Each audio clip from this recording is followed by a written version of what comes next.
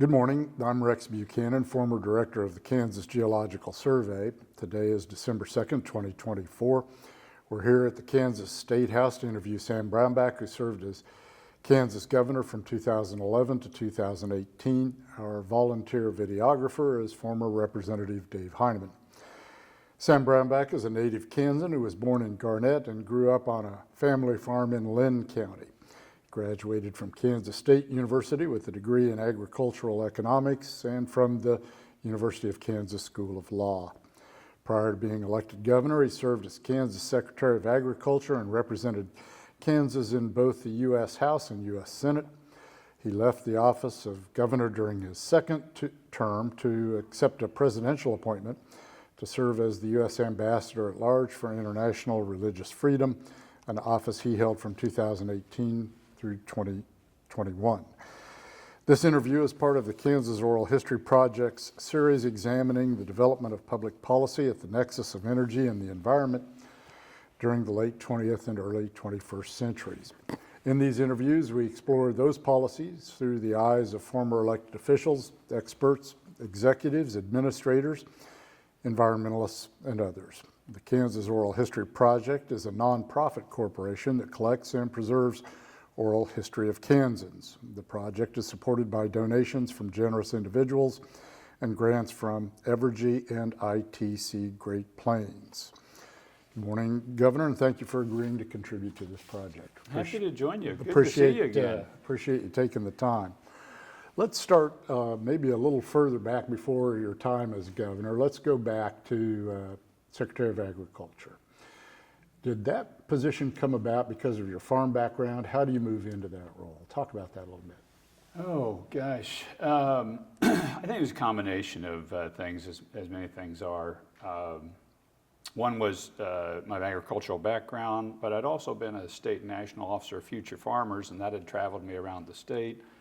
I was an agricultural law specialist at K-State, along with my private practice that I had in Manhattan, and that took me into a lot of agricultural issues, that teaching and extension and that was also the farm crisis era, where we were losing more farmers and farm banks than we had in any time probably since the Great Depression. So I was out talking about what you can do to preserve the farm and some different things along that line with the legal background. And so I knew the agriculture community in the state, and then I had a lucky break. We had our first daughter.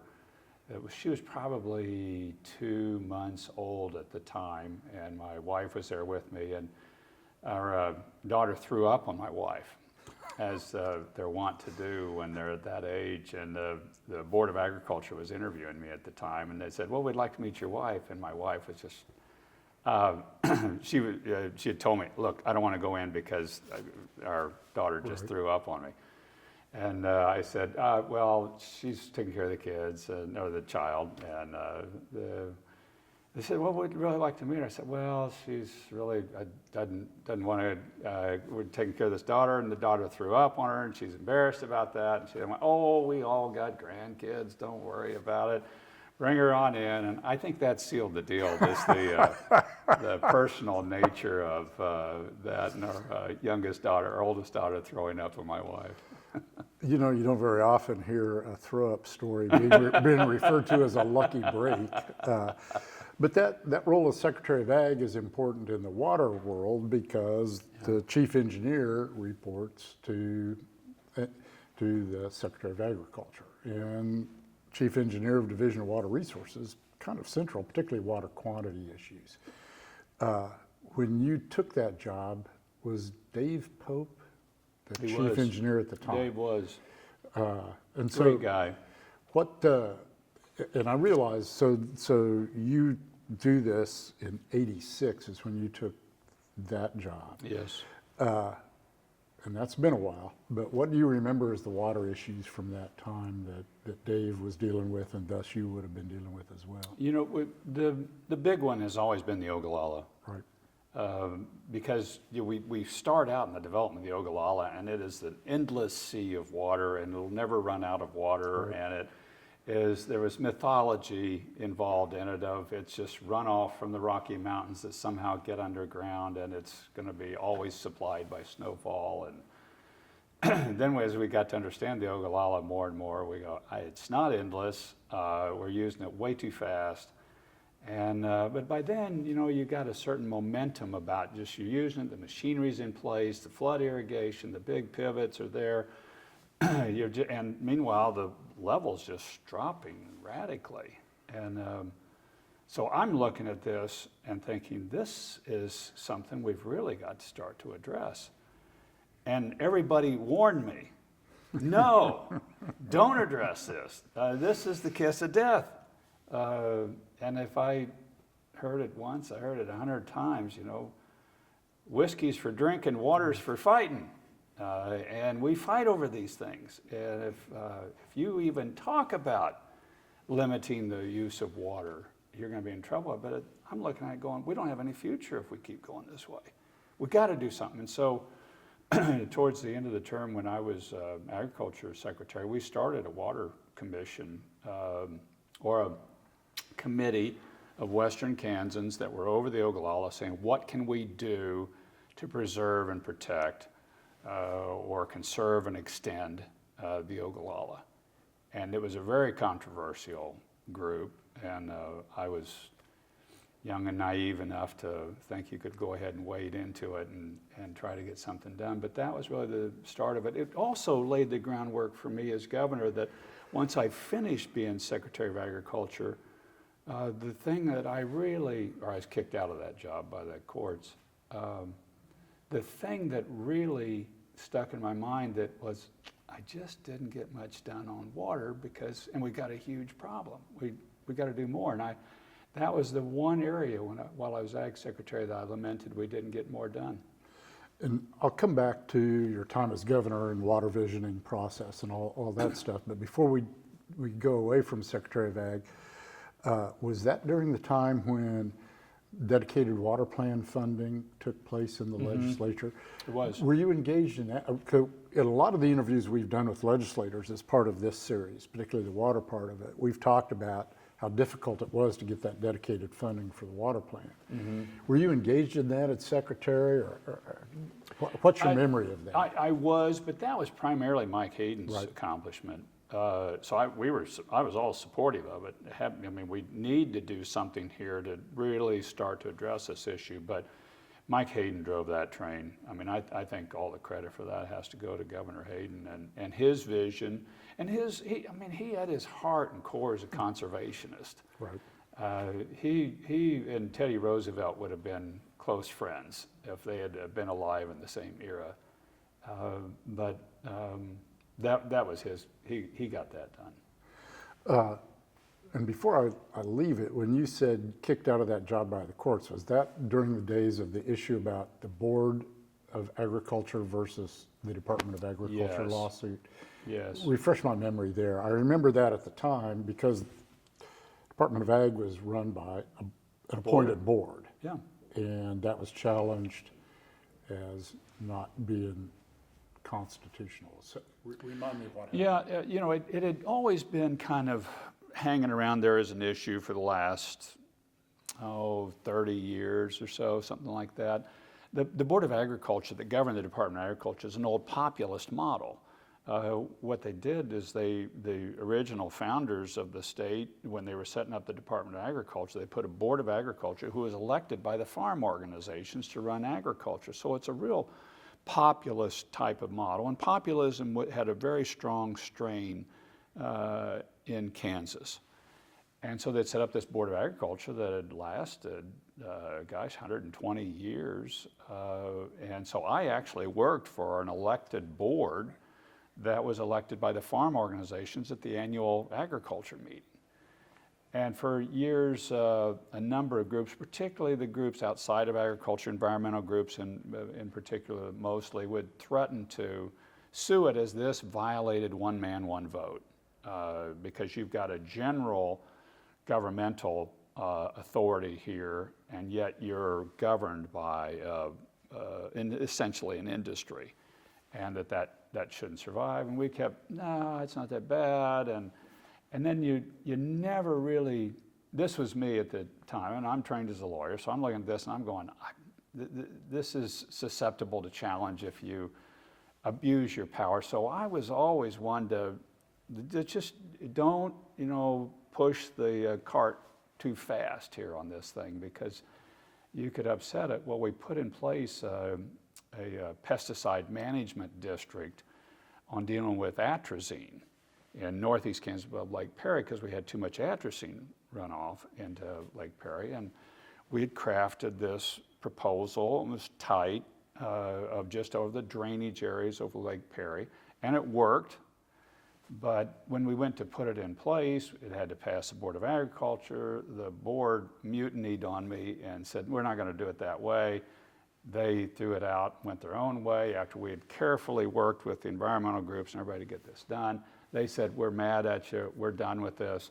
We're going to sue the constitutional structure of this. And they won in federal court doing that. And that ended the that ended the Board of Agriculture, that ended me as Secretary of Agriculture. And particularly where you would have agriculture responsible for regulating water use in the state, to have that organization operated by elected officials elected by farm organizations, kind of one of those fox guarding the hen house kind of arguments. You can look at it that way, and that's a valid criticism of it. The other side of it, you can look at it, it's the caretakers of the water, because most of the water in the state's used by agriculture.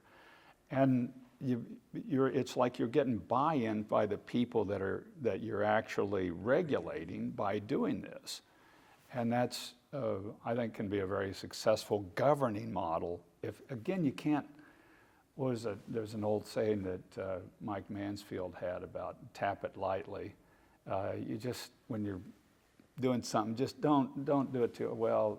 If you got too rambunctious, it was going to get thrown out. If agriculture had exerted its authority too much, it was going to get thrown out. So you just tap it lightly, and then they didn't do it on a water quality. Interestingly enough, it wasn't a quantity issue; it was a quality issue that came into play.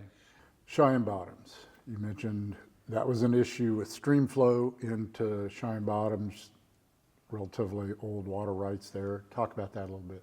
That was a big issue at the time. Dave Pope put in an intensive groundwater management district over Cheyenne Bottoms area, and they had the senior water right within, I think it's the Wet Walnut was the stream name. And that was highly controversial. And as you can imagine, as a good Kansan, we're going to save the birds instead of the crops. My dad wouldn't have gone along with that one too much. But you're looking at, well, look, it's the senior water right situation, and you, as a senior water right holder, don't want these diminish your legal standing and status for that. So long term, the birds may win this one, but you've got the senior water right on most of the rest of the stuff, and so you're going to win the rest of them. And you don't want anything to happen to that. And I thought Dave did a masterful job in handling that, because it was a senior water right holder. It is one of the major ecological features of Kansas is Cheyenne Bottoms and Lake Quivira. Quivira Salt Marsh Wildlife Refuge, yeah. Those are just two of the extraordinary environmental features, and they are extraordinary because these are the flyways over which much of the migratory birds over North America fly and stop. I've been out there and visited them in the morning to see some of the different type of shorebirds and the like that are through there, and it's really magnificent. So it is something you want to. To me, it's like the Flint Hills and the prairie, the tall grass prairie, where we've got most of the remaining tall grass prairie on the continents here. You want to preserve that. This is the jewels that you're in charge of, and you want to do a good job with it. Dave really worked that Cheyenne Bottoms thing. He brought people together. That intensive groundwater use areas were called IGUCAs. The water people were great at acronyms. But Dave really came up with sort of a compromise solution. You're right, to preserve that senior water right. The exact same fight is going on at Quivira now, only the feds hold the water right, it's Fish and Wildlife Service as opposed to the state, but it's almost like it's playing out in the same way, but not as constructively as it did when Dave was bringing people together at Shine Bottoms. You know, and that's, to me, Dwight Eisenhower was the Kansan of the sesquicentennial. When I was governor, we had the sesquicentennial celebration. And Eisenhower is this quintessential Kansan that Dave Pope kind of mirrors at the time. Now, Dave Pope's not Dwight Eisenhower. I love Dave, but he's not Dwight Eisenhower. But Eisenhower's this guy that kind of gets people to come together. He's not the most, he's not the strongest general. He's not the most commandeering. He's not a swashbuckler, but he can bring people together. He can get them to, okay, how are we going to make this work? And if it falls apart, I'm to blame. He even signs a note before D-Day. Right. That's a quintessential Kansas characteristic in my estimation. It's okay, let's not worry right now about who gets the glory for this. Let's just figure out how to get it done. And Dave would deploy those techniques. And it's something as somebody in politics and policymaking, you're all looking at, this is a really good craft to have in your portfolio if you can use that, because you can actually get far more done. He, extremely patient individual who would talk and go through meetings and do all the things that allowed people to sort of buy into the process, which was important to get to the result they got to. The result, I think everybody would look back and say that's a true success story. People on both sides, our environmental community, farming community, both. Would say it's fair. Yeah, that was fair. I didn't get quite everything I wanted, and I was heard. And that's a big part of it to me, is you don't just, you get something and you go, oh, okay, we're going to do this. It's, you get something, then you go back to them and said, well, I think we can do this. You go back to, well, this might work. I don't think this is going to work. You just keep noodling it until people are kind of either worn out or just coming on board and saying, nah, that's probably fair. So let's go from there then to your time as governor, okay? One of the big issues that I remember is the water visioning process. Talk a little bit about how that was a priority. Is that a function of that sense that you had that when you were at Ag, you didn't accomplish what you were hoping to accomplish when it came to water? Talk about that a little bit. It was. So I'm coming in as governor. I'd been in the U.S. Senate. So I'd had this global picture, but now, you know, I'm focused in on what can we get done in the state of Kansas. And from my time as agriculture secretary, I'm really looking at the Ogallala, because this is just this major resource. We're draining it way too fast. We got to do something. And how are we going to get this done? And yet, I knew from scar tissue previously, this you just don't kind of jump into this one. And I'd seen Dave handle the Iguca over Cheyenne Bottoms. But I'm kind of puzzled about how do we get into this one? How do you start at it? And Cliff Elig, who was one of the principals of Cerner at the time, was on my state economic advisory board. And I was considering the Ogallala a major economic issue looking forward, that we got to figure this out, or you're just not going to have much that you're going to be able to do over western Kansas. And Cliff said, you know, the way they do it is you establish the vision of where you want to be, and then you work backwards from that. You establish where do you want to get to in 50 years, and then work back from that. And that's going, okay, because we can almost all agree that in 50 years, we want the Ogallala to still be there and still be able to use it. That's the vision, okay? And we pretty much nobody would sit there and tell you to your face, although a lot would believe in their heart, I want the Ogallala to be gone in 50 years. They'd say in their heart, I don't see how this is going to happen. Mm-hmm. And the governing philosophy for a lot of people, it was use it or lose it at the time. And number two, if I don't use it, my neighbor gets my water anyway, so it's going to be gone that way. And number three, I just as well use as much water as I can, because it was basically a law of capture on your property, and make as much money as I can. And then when it all goes to dry land, I'll just use the money I've made to buy more dry land. even though it's worth a lot less, and we have a lot less overall economic activity because you can't have that big cattle herd out there and shipping in all your forage. You can ship in grain, but shipping in forage gets a lot more expensive. So the rational economic thought was the problem that we had. It was called the tragedy of the commons, where really nobody is benefited by taking care, nobody individually is benefited by taking care of the common issue, which was the Ogallala. Everybody is actually benefited by capturing what they can, using it now, getting more dollars in their pocket and converting it into more use of land down the road. But once you got that vision established, then people were going, okay, I agree with that vision. We should have the Ogallala still in use and usable to our kids and our grandkids and future generations in 50 years. Okay, now how do we get to that? So did you send out Tracy Streeter and the water office folks? They held what seemed to me were innumerable meetings across the state to have kind of maybe some of the kind of conversations you're talking about that Dave Pope had when he was doing Cheyenne Bottoms. Was that your idea to use the process that way? Was that Tracy's idea? How did that come about? Tracy was a fellow sojourner on this. I mean, he wanted to preserve the Ogallala. He's in charge of the water office, and it's being drained.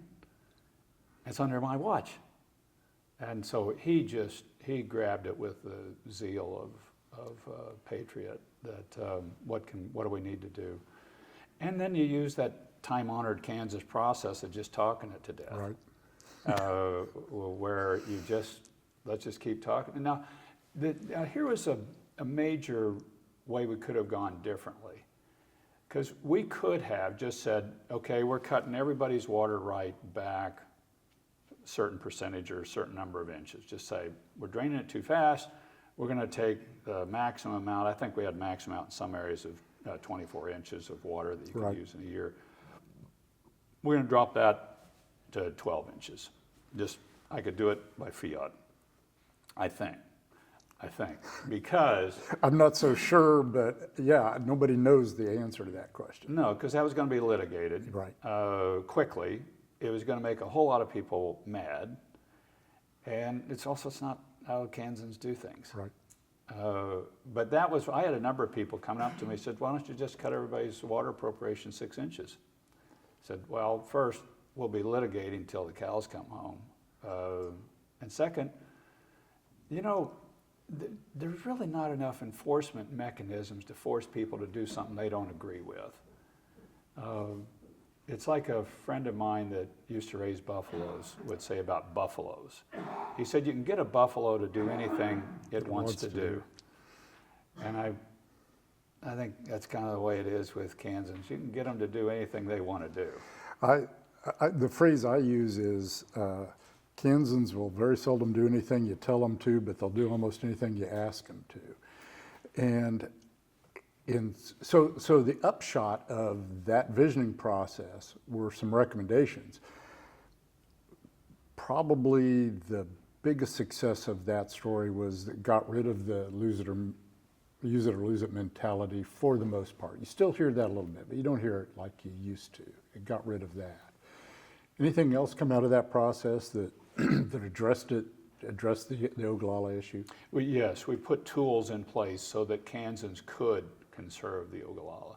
And I want to back up to your statement about it got rid of that mentality, because getting rid of the law was really relatively simple. Right. I put forward the proposal. I thought use it or lose it was way past its prime, and in many respects wasn't that significant of a legal issue at the time.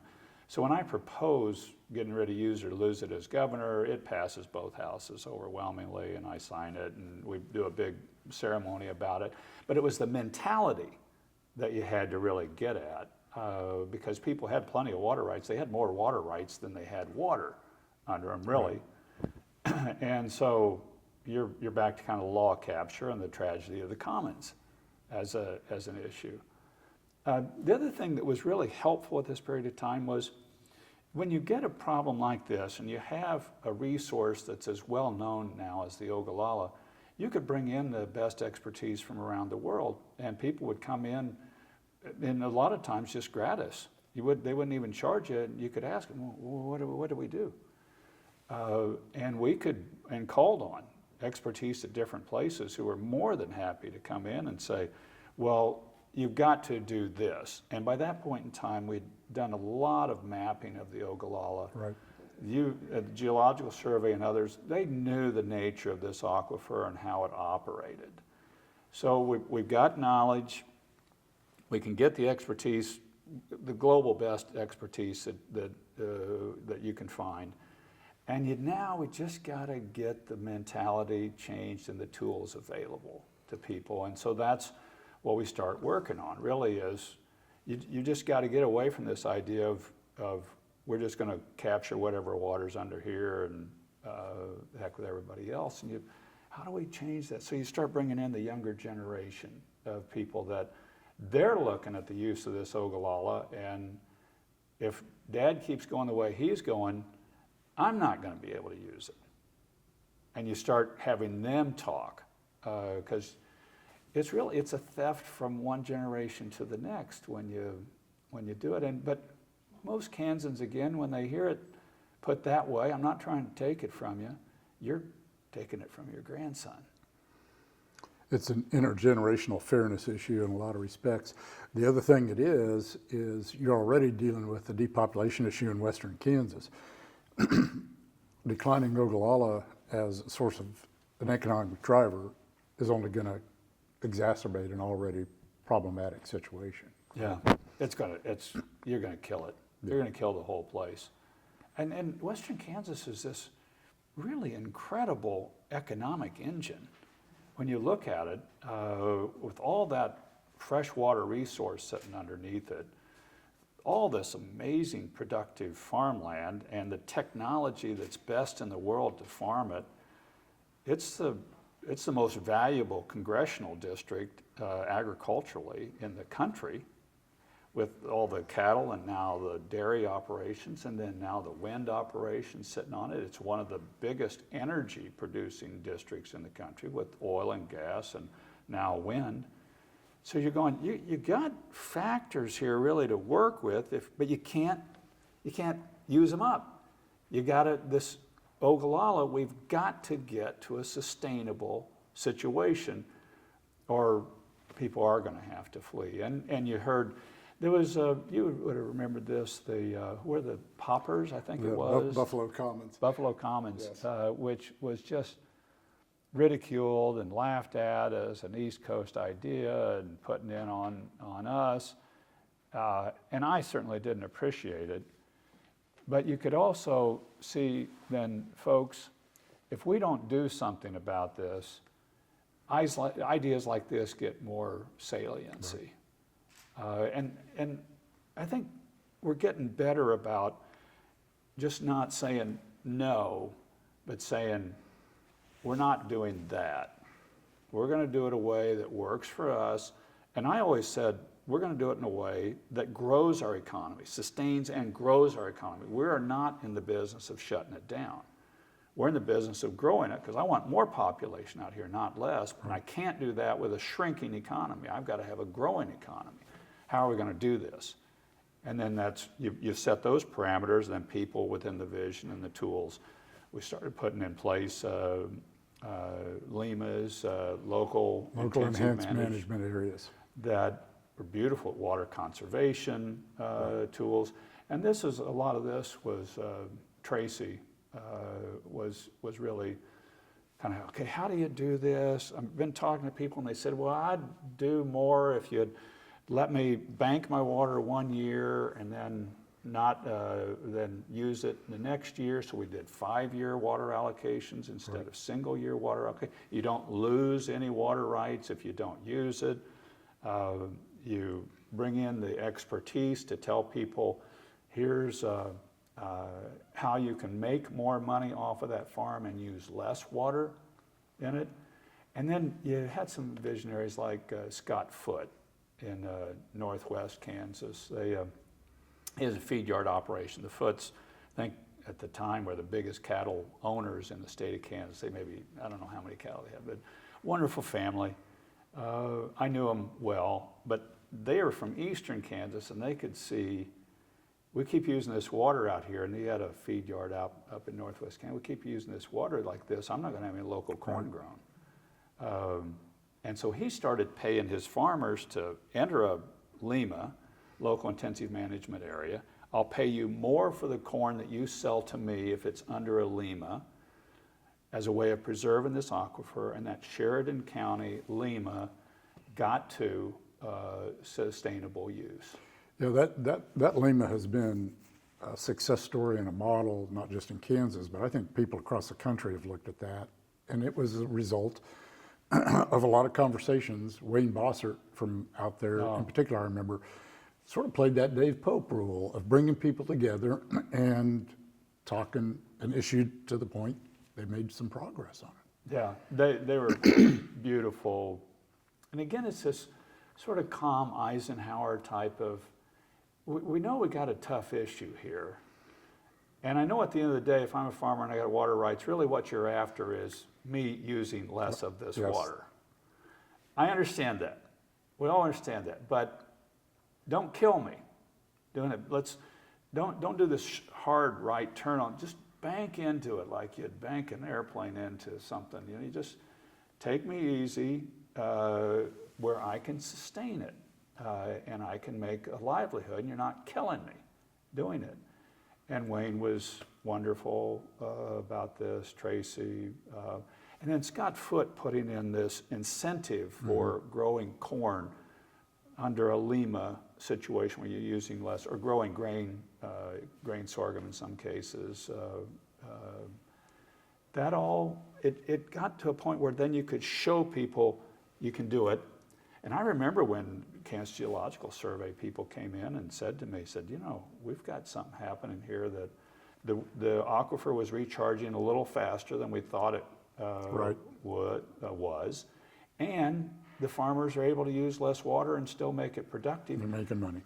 And you could actually get to a sustainable yield. And I, in all the years I'd worked with the Ogallala, had never heard a technical person tell me this is even possible to get to a sustainable use. Everybody just, its recharge is too slow, we're using too much of it, you just can't get there. And he came in and he said, you actually could get to a sustainable use of this. And that was all I needed. I was out there, and we're gonna sell sustainable use. I wish we'd invented another term though. I wish we had invented a near sustainable. We can get to sustainable or near sustainable, and by that I mean that the aquifer is still in a usable form in 100 years or something like that. I mean, define what near sustainable means, because you do have some areas where the recharge and the situation is such that I don't know that you can do that. But you could get to a near sustainable, where in 100 years we still got a usable aquifer. It's the aquifer highly variable from place to place, so that one size fits all, like that 10 or 20% haircut for everybody that you talked about, just doesn't really work in a highly variable setting. The other thing related to your language, though, it's interesting. I always told people that sustainable is a 4-letter word in parts of western Kansas, and it may, you're right, be in some respects, we never quite came up with a language that might have helped play this thing through. In some areas you can get it. I mean, Sheridan, and there's other areas you can get to it. There are other areas it's just going to happen because you can't get to enough water, and you're shallow enough in the Ogallala, it's just going to happen. But that's to me a situation. I don't want to get to that one. That's kind of a default. We didn't do enough. Right. Okay, sorry. Game over. Yeah, game over because we run out of water. Let's talk about a couple of other water issues during that time. One is dredging. Were you and John Redmond Reservoir, Tracy in the water office led an effort to really, for the first time, do big time dredging on a federal reservoir. You involved with that process? What are your thoughts there? I was deeply involved in it. I was pitching it. This is where most people that do what I did, being a governor and a senator, they're governor and then they go to be senator. That's the more typical trajectory. I was senator and then became governor, and it's a more usable trajectory. Because once you're senator, you know kind of a little how the federal system works better, and you've still got some relationships there that you can use back for your state. Most governors became senators are very frustrated people because they think, I used to be in control around here, and now I can't do anything. And I'd see a lot of really frustrated guys in the Senate that have been governor and saying, I'd rather do this. Well, I knew the system, the federal system, these are federal interior reservoirs. They'd been built with a life expectancy of about a 50-year, 50% quantity life expectancy. That's what they were built for. They knew the siltation rate. They knew the situation. They said in 50 years, you're going to have half as much storage capacity. Well, that John Redmond sits right back next to our one nuclear power plant in the state that has to have water, period, end of story. You will not limit that from having enough water. And this was the backup for it. And then it supplies water to 15 communities downstream that we were having drought situations, and now your capacity is, I think we were at 40% diminished capacity of siltation, and it's a pretty shallow reservoir. Extremely shallow.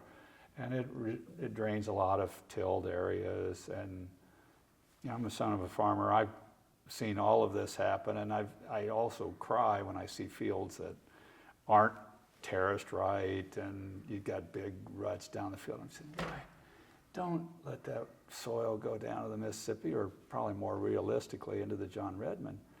And so I was going at this, and I'd been a White House fellow with the guy. He was a White House fellow a year ahead of me that was head of the Corps of Engineers at the time, the Army Corps of Engineers. And so I was going to him saying, we need to dredge this thing.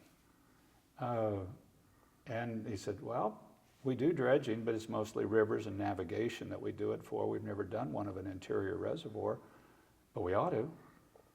And so we started working together. It became an interest project of his. It was one of mine.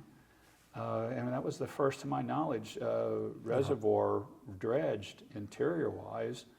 I think we gained thousands of cubic feet of water storage capacity for a nuclear power plant and a dozen downstream communities that when we hit our next drought, and we will, we'll have water instead of having to cut back. I have one last water question that's going to be a little bit off the wall. And you and I one time were flying, and I'm sure you don't remember this, but we were flying to Dodge City for something oil related. And we'll get to that in a minute. But as we were landing, you looked out of the airplane at the Arkansas River and you said, not to anybody, I think maybe to yourself, wouldn't it be nice if there was water in that river? And I've thought the same thing, and I've talked about it a lot, that lack of stream flow that you see not just in the Ark, but throughout western Kansas, has been pretty much an insoluble problem. You were the first person I ever heard besides me that actually raised it. I don't know if you remember that. No, I do. What made you say that? To me, it was the vision of the Kansas we want. We want water in those streams, particularly the Ark River is a navigable stream by definition of Kansas. So, as a lawyer, you're kind of going, this is what we call legal fiction, but it's still the law.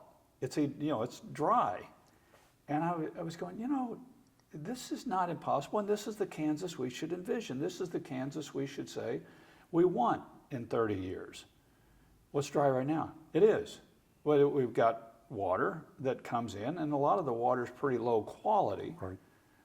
So I actually had Tracy contact some of the major senior water holders of the riparian, of the alluvium water rights along the Ark River, and go to them and say, start discussions with them about donating that to the state as a tax deduction, or us buying some of those senior water rights to see how much further we could get the Ark River to running water, because our vision should be of an Ark River with water in it continuously throughout the year.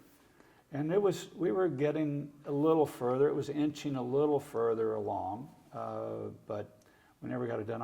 In one of the State of the State messages, I said that I envision an Ark River that flows with water year round. I tell people that occasionally, if you get enough rain, you'll see stream flow in parts of it. And it's a sad thing when people are surprised to see water in a major river, but that's where we are. That's where we are. That's But where we we're don't still- have to be there. Yeah. And we can change that. And I believe it will happen. Again, you're going to have to do it the Kansas way, though. It isn't going to be, okay, we're going to shut off all the alluvium water right holders, and because we want water in the stream, because it'd be the typical, basic Kansan like myself would say, why? You just like pretty water in the stream? Is that, I'm making use of this water, and we're used to it being dry. I said, no, we're doing this for future generations. We're doing this for the preservation of the environment. And we're doing it because we can do it too, and preserve and enhance our economy. We're not going to kill the economy doing this. We're going to do it in a way that preserves it. Let's shift gears a little bit again and talk about energy issues during your time as governor. The Mississippian oil and gas play is kind of the big thing I remember you and I having a lot of conversations about. What's your memory of that as what was going on? You become governor about the time that really kicks off in the state. What do you remember about that? Well, fracking was just really hitting broad scale outside of Texas. And they developed the technology well. For horizontal drilling, Horizontal. particularly horizontal drilling with fracking, stage fracking is part of it, yeah. Yeah. And they'd done well in the Permian Basin. They were doing fabulously in North Dakota at the time. And so you kind of get to understand some of the oil boom and bust cycles by what we had our play in Kansas, because we were having farmers being offered $500, $2,000 an acre for their oil lease on their land. And I had farmers coming up to me and said, I didn't pay but $300 an acre for this land, and they're going to double, triple it in some of the areas. Should I take this deal or not? And we were holding some seminars around the state because it was an oil craze that was taking place. And I was looking at this going, okay, now this could really yield some resources if it works. But I'm from a Kansas farm in eastern Kansas, and we've had our land leased for oil 10 times. 0 oil wells on our land. Mm-hmm. And now we were paid $1 or $2 an acre or something like that. It was just $10 an acre, maybe something like that. So we weren't ever paid that much for it. But it was just a common thing for people to kind of come through and speculate. But this one had a lot more money behind it and zest to it, and oil fever with it. So I was real hopeful that we were going to be able to do this. But then, the play really fell off quite fast, and you ended up with 90% water or brine and 10% oil, and then we ended up with earthquakes. And the earthquake wasn't the horizontal drilling or the fracking, which I support. It was the reloading of the disposal water into a place where the formation couldn't take it. And so I'm starting as governor seeing these earthquakes in Kansas. I'm going, no, we don't get earthquakes. That's California. And well, we do now. And so then we said, okay, what do we got to do here? And so we had to limit where the salt water brine could be reloaded. And once we did that, it leveled back out. And plus the play kind of played out. Prices went down. A lot of things happened. Yeah, you and I spent a lot of time together on the earthquake issue. And I do want to ask you about that. Before we get to that, when that play took place, it was typically called Mississippian play. Who were you? And I know you and I talked about it a fair amount, but who within the industry did you go to? How did you go about getting a feel for what was going on with that play at the time? There's 2 guys I talked to the most. during that. The one guy is the fellow that kind of developed the whole play, and he was a gentleman out of Wichita, and I'm slipping his name right now. Who's eventually sold a lot of ground to Shell, and I'm blanking on his name too. Yeah, he did. But I know who you mean. And yeah. he was always more cautious than everybody around him was. He was saying, now, if I'm right, this has got the same types of formations as what they've been able to successfully develop in North Dakota. And he said, and this could be, one of the biggest oil plays in the state. But he was, in good Kansas fashion, generally fairly muted, but I think all people heard was, this could be the biggest oil play in the history of the state of Kansas. The next Bakken from North Dakota was what everybody sold it as. Yeah, and if you've been around oil, and it gets a lot of salesmanship to it, and a lot of oil fever in the brain that eats the brain. There was another oil guy out of Wichita, old line oil family. Scott Ritchie? No, it wasn't Ritchie's. Dave Murphin? No, it wasn't Dave Murphin. It was another guy. He and his family, he's the second generation in it. He's done a lot of oil plays around Kansas, and he was just poo-pooing it completely. Because they were buying up oil leases. I mean, he was used to paying $50 an acre for an oil lease, and now they're paying $500 or $2,000. He said, this is crazy what they are doing. And this is killing us, a normal oil producer, and it's not going to work either. I mean, he was one saying, this really impacts the independent oil producer in the state of Kansas in a negative way, because you got all this outside money flooding in, driving up these ridiculous prices. But being the son of a farmer, I was kind of going, this looks like payday to farmers, because I'm getting this great oil lease, and they're not going to disturb my land. They're never going to drill a well anyway. Why shouldn't I take their money? The money's off out of somebody out of New York that's got oil fever, and so okay. I used to refer to that as stupid money, and you could tell we were in trouble when the stupid money shows up. But I remember some leases that folks talked about as in northwestern Kansas, a long ways from the play. The leases were more than the ground was worth. And all you could do was shake your head and think, well, this can't make sense. No, this is just payday for farmers, and that one. The earthquake thing, so the earthquake showed up, and I know I wound up dealing with, and that's both an environmental and an energy issue. It's kind of a water issue at its heart. We wound up, you asked me to chair basically a committee to talk through solutions. In a lot of respects, our solutions were different than anybody else were using, but a lot of them were the result of that same process, which was meeting after meeting after meeting and sitting and talking to people, including, I remember you and I wound up at a meeting down in Anthony at a courthouse. Yeah, because right after some large earthquakes, and it was kind of going into the belly of the beast. People were upset, but that sort of consensus building process was how we eventually got to the solution we got to. I've had the pleasure and the honor of serving the state of Kansas in a number of different capacities over the years, and so I've traveled this state and I've listened to a lot of people, and I've found a lot of people, they're hesitant about telling you the first time you ask. They're not really sure what you're after. They're not really sure what you'll do with the information you get. They're not really sure you even care. You're just showing up for the photo op in the local and the newspaper, so they're pretty skeptical. But you come back the second time, you ask them again. I don't see any cameras around here, so he's a little more interested. They might tell you a little bit. You come back the third, fourth, fifth time. Okay, now here's what's really going on here. Mm-hmm. And they'll tell you, and they'll give you the kind of the wisdom of the land.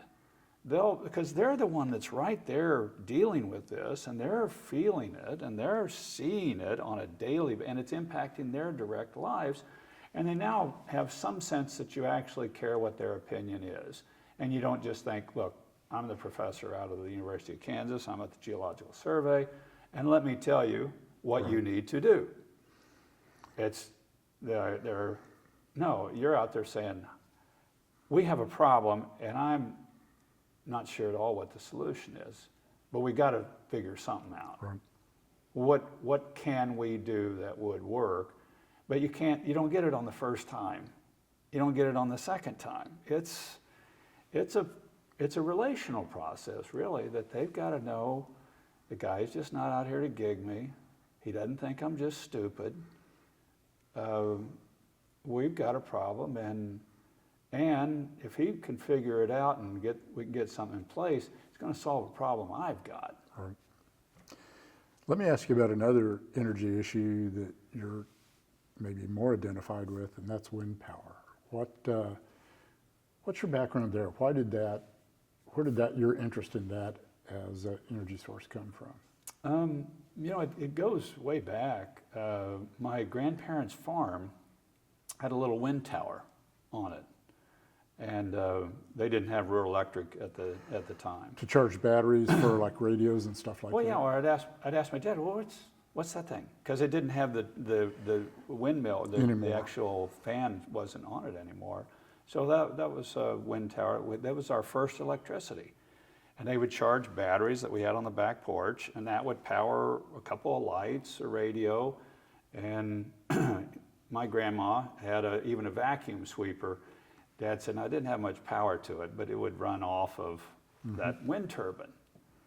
And that was their electricity. And where was this in? Eastern Kansas. In Linn County? Is that where okay, all right. Linn County.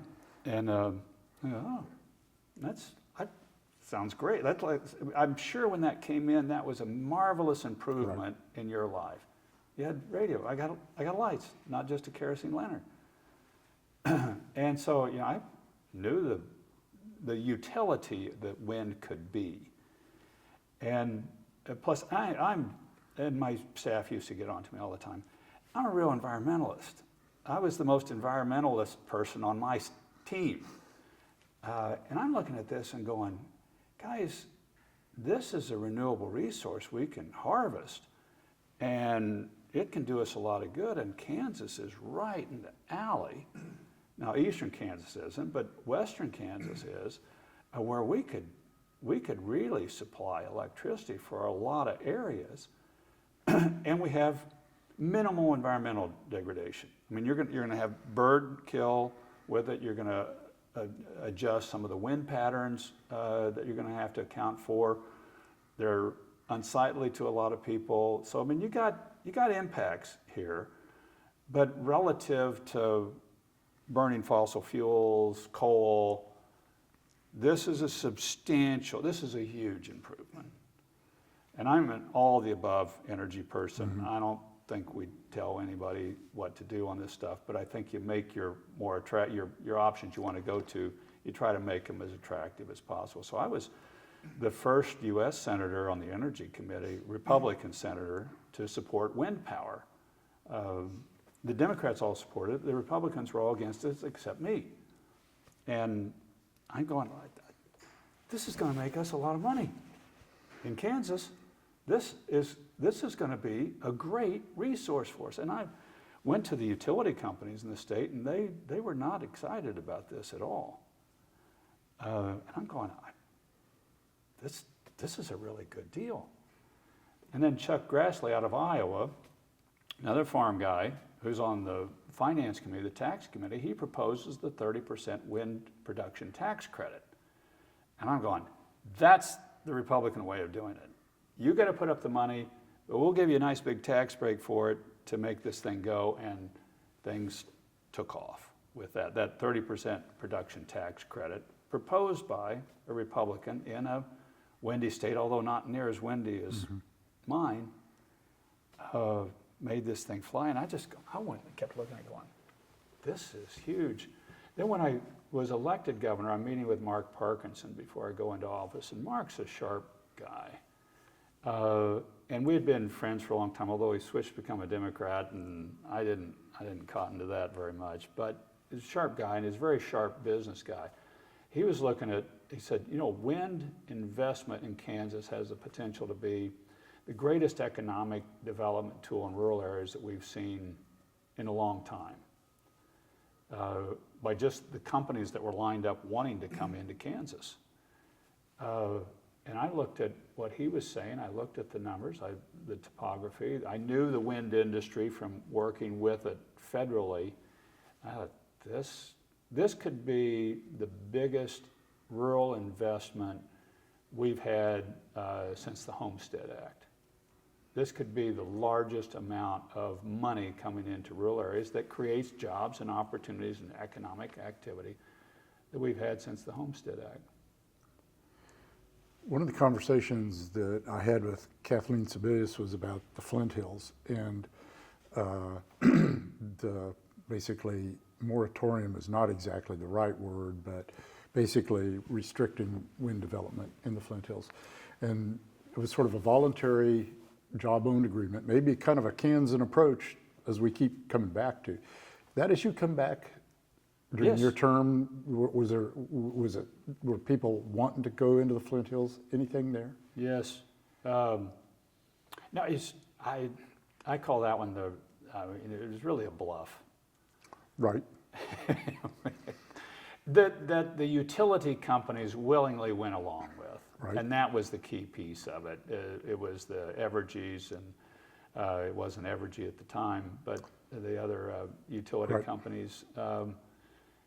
I believe in preserving the Flint Hills. I mentioned earlier in here, it's one of the great ecological features we have in the state. It needs to be preserved, including the viewscape needs to be preserved. We had 3 wind projects proposed outside of Kathleen Sebelius's box, which I thought was an excellent move on her part,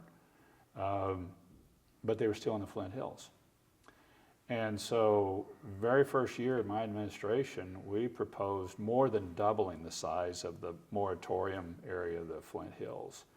That was including those 3 projects that were already cited in the Flint Hills. And the Flint Hills really is a good wind energy place. If you're just looking at producing wind energy, they want hills that where they kind of directs the wind to slope up, and then you want to prop yourself up on the top of the hill, and that catches an acceleration of the wind energy. And it's also closer to power lines. Our biggest problem was we lacked transmission lines.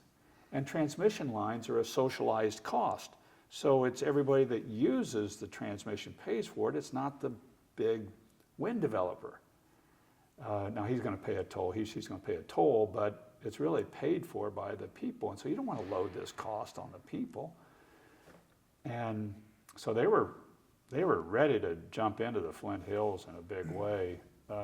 And I had John Hummel, one of my staff guys, did a great job with this. I said, John, we need to expand this box. You work with the people, you work with the utility companies, talk it through with them, and we can produce all the electricity we need out of wind and preserve the Flint Hills. This is a doable thing. Go get it done. And he endlessly was talking with people, and then finally got a letter agreement really with the utility companies, and we upset those 3 projects, but we ended up expanding. We were 14th in wind production. We ended up 4th, I think, when I left office. We had $11 billion of wind investment in the period of time I was in office. We went from 7% of our electricity being wind to 30% by the time I leave office. We had a huge expansion of wind energy at the time, and it was, and we filled our capacity up of our power lines. That stalled it as much, and we couldn't get the big transmission power line put in place that was going to pull Western Kansas electricity up into the Chicago area because Missouri blocked it. And I worked on that, but we weren't able to get that one on through. It is striking, as you drive across the landscape of Kansas today, the big change over the last 20, 30, 40 years, almost any part of the state, except for the Flint Hills, when you drive through it, there are wind farms everywhere in this state. I mean, they've rearranged the landscape in a lot of respects. They have, they really belong in central and western Kansas, more than eastern Kansas. I think the density of the population in eastern Kansas is such that just for a lot more people it's unsightly, and they don't get any economic benefit from it. Farmer, if he's got a wind tower on his land, this is a great oil well. It has an annual royalty that's pretty substantial, and I'll deal with the unsightliness for that royalty. Right. And the prices don't go up and down the way oil prices do. In fact, they may ratchet up because of inflation. Hey, let me, in the time we've got left, a couple questions. One is, you've touched on this already, but how does, when it comes to these environmental energy issues particularly, how does the time in Congress and the Senate affect when you come back here as you deal with those issues? Is that question clear enough? I mean, you've touched on that background being unusual, going from there to here. How does that equip you to do this job differently? It helped me understand the federal national systems better in which we are a piece. It helped me with relationships. I knew people that I could call. I knew the head of the American Wind Association. I'd been in and out of New York, the Money Center, a lot, and working with different groups there that were financing these sorts of projects. And so you've got the relationships and the knowledge about how that works, and then how Kansas fits into this puzzle. And one of the key, and we've got this great wind resource. How do we do that? And then I was able to meet and get to know the guy that was proposing the long power line that was going to would have tripled wind energy production in Kansas and shipped it to the Chicago area. I think that knowledge and experience, and more than anything, is relationships. I have a guy that I've heard say that life moves at the speed of relationships. So when you've got some relationships there that you can then contact people, they know you're credible, they know you're not just trying to fleece them or do something that's untoward, they'll work with you. One of the things that I tell people from time to time is the worst time to develop a relationship is when you need it. And isn't that the truth? if you've already got it developed, then it's in place for those times when it comes in handy in that process. This is going to be another kind of an off-the-wall question, but it feels like sort of coming back to what we started with. How does growing up on, I mean, your dad was a farmer. You grew up on a farm, same way I did. How does that affect the rest of your life? Dramatically. How so? Talk about that. You know, it frames it in many respects. My dad worked. He'd take Sunday afternoons off, and otherwise he worked. He would take a 10-day vacation in the summer, maybe on a long week, more typical, and otherwise he worked. And it was a very steady work. He was very frugal. You just didn't spend any more than you had to, because you don't know when the next bad cycle hits, and you don't want to borrow that much money. He never borrowed any more money than he had livestock that he could sell and pay off all his debts, so that the land, the base asset, is preserved. But I've got a plan here if things really go wrong. And then it's just he wasn't a really heavily faith-oriented man, but he depended on God. If it's dry, we won't have any crops. So he's always out there subjected to forces that are beyond his control. And it teaches you a dependency. He could see the beauty of God. When the geese are flying in, they're heading south for the winter, the beautiful snow and Canadian geese. He could see them and appreciate the beauty of a sunset or of a beautiful field of corn. You talked about that growing up there in terms of your view towards soil conservation. Did that Yeah. help shape that background come in handy in terms of water as you dealt with water issues All also? the time. I mean, Dad, whenever he would buy a piece of property, the first thing he did was put conservation measures on it. Because he knew if I don't take care of the land's not going to take care of me. I am a steward of this land. This land is now, and he wouldn't talk in these terms, but it's a good land. Right.